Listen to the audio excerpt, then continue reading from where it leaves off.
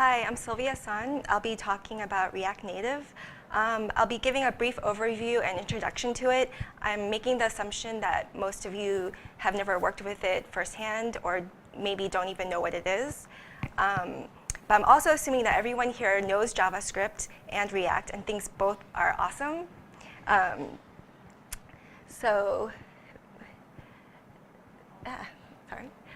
React Native. What I hope to cover is these questions. What is a web app? What is a native app? What is React Native? A comparison of React and React Native. Basically, things are different from React. What you'll need in order to create a native app, a React Native app. And finally, my demo.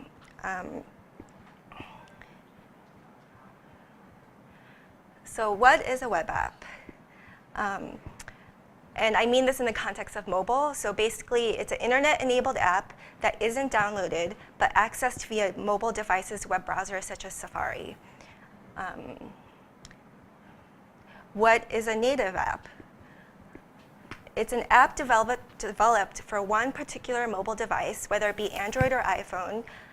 Native apps are written in either Java for Android or iOS, or for iOS, you use Objective-C or Swift. And it's installed directly on your device via app stores. So what's React Native? It's a JavaScript library to write real native cross-platform apps for iOS and Android. Although you're writing in JavaScript and writing things that look like HTML markup, like you do in React, you're not writing a web page. It uses native components instead of web components. It's not just a web view wrapper that becomes a web app or becomes a mobile app. So it's not something that just renders web content to native view. It was created by Facebook and released on GitHub in 2013. Your app can be built solely on React Native or only in part while the rest is in native code. You can mix it up because React Native has a bridge that translates real native iOS or Android UI components. It takes its internal idea of what your app should look like and figures out how to make that happen by invoking real APIs.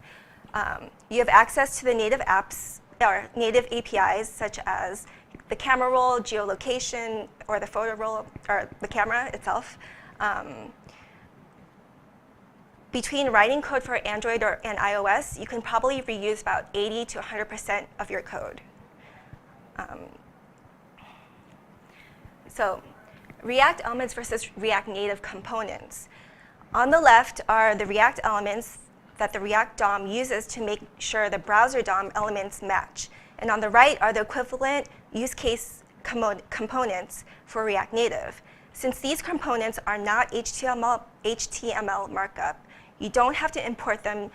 You do have to import them from React Native onto your file. So even though you would use Vue instead of div, you would still, Vue is a component that you would have to import. So now I'm going to go through some interesting things that I noticed while I was making this demo and studying React Native that are different from React. So styling. So a style sheet is an abstraction that is similar to CSS style sheets. React Native apps are not made of web elements, so can't be styled the same way. They need to create style sheets in JavaScript. The Flexbox is a CSS module, but Flexbox uses it in similar ways, just like there's less things that it uses from it. It works the same way as it would with CSS. So animations, you can use React Native's animated library, or there's also layout animation, which is iOS only, which I used in my demo. So touch events. The Pan Responder API has a bunch of methods to handle user gestures. It can reconcile several touches into one single gesture. These need to be applied to the view, text, or image components. Also in React Native, every button or link has to be nested in a touchable highlight or touchable opacity. Navigation. The navigator component is used to navigate between two scenes. Scenes are like different pages in a web app, but they're called scenes on mobile. But navigator is a stateful component. If your app has multiple, it could kind of get tricky coordinating navigation transitions between them. So that's where navigator experimental comes in. It allows any view to act as a navigation view because it uses reducers to manipulate state at top-level objects. So there are definitely other things, I'm sure, that are different from React Native and React, but those were the key ones that I found. And everything else is pretty much the same. So, okay. So what do you need? You need to know JavaScript and React. You need a Node on your computer. You need a text editor. You need to install React Native. You need to download Xcode, which is iOS's IDE, or Integrated Development Environment. And if you're also wanting to make an Android native app, you'll need to install Android Studio. The Xcode comes with a simulator, so that's all integrated with their IDE. And also, Facebook recommends that you install Watchman. It's basically a service that watches for file changes and triggers actions based on those changes. It kind of instantly shows changes in the code.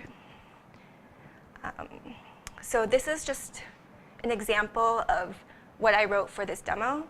So things I want to point out is you have to import every component, like text, view, image, even the style sheet. And also, if you notice, there's something called keyboard avoiding view. So with mobile app dev, you have to think about input fields. And when you click on an input field, the keyboard pops up. And it automatically hides everything behind it. So if your input field or your button is behind that, you can't get to it, and you can't see what you're typing. So the keyboard avoiding view kind of pushes all those components up out of the way so that you can see like what you're typing, and you could press the buttons. Also, if you notice, both my login button and my sign up button are nested within touchable opacity components. So that's it for the talking portion. Let's see. So React Native, that's my fancy keynote thing. So I'll go to the demo. So this is what I created. I partly started from scratch on my own, and then also I did an online tutorial for the kind of fancy parts. So I integrated like both my code and what I learned on the tutorial. So what I wanted to show was, so that's what the keyboard avoiding view does. It kind of lifts all the components up out of the way. Okay, so if I just type email and password, I log in. Hello, Sylvia, this is your user page. So I created this little user page. I used the touchable opacity for that. I just wanted to show what it does and how it creates a button. And that was basically a component, or like I just styled a view to make a circle and just nested it in a touchable opacity component to make it clickable. So these are my friends. There's Webpack. And if you see how it bounces and springs, I use layout animation for that. To scroll, so list view and scroll view, it will automatically, if you create a list through that, it'll let you scroll if it goes off the page. I didn't have to do anything for the scrolling feature. ESLint, that's one of Gabe's best friends. And then I also want to show you the cool dev tools that come with it. So I just hit Command D, and all this comes up. A few of these I'm going to talk about. The debug.js remotely, it basically opens up a window in your Chrome browser so that you can open up DevTools and use it just like how you would with a web when you're designing web apps. So you could console log, you could put a debugger in your code, and it'll show up there. And live reload and hot reloading. So they both reload the app on save, but live reload, it takes you back to the beginning of your app. Oops, sorry. And so you have, like, if you're working on something deeper in your app, you'll have to, like, navigate back to that page. Whereas hot reloading, it remembers the state of your app at the time, and it only re-renders that thing. And so you don't have to start from the beginning and navigate back to your page, which could be annoying if you're just like changing small CSS, or not CSS, small like style changes.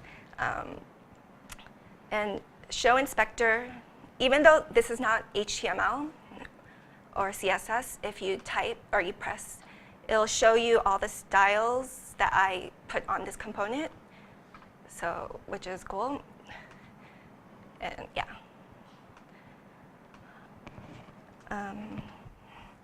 So yeah.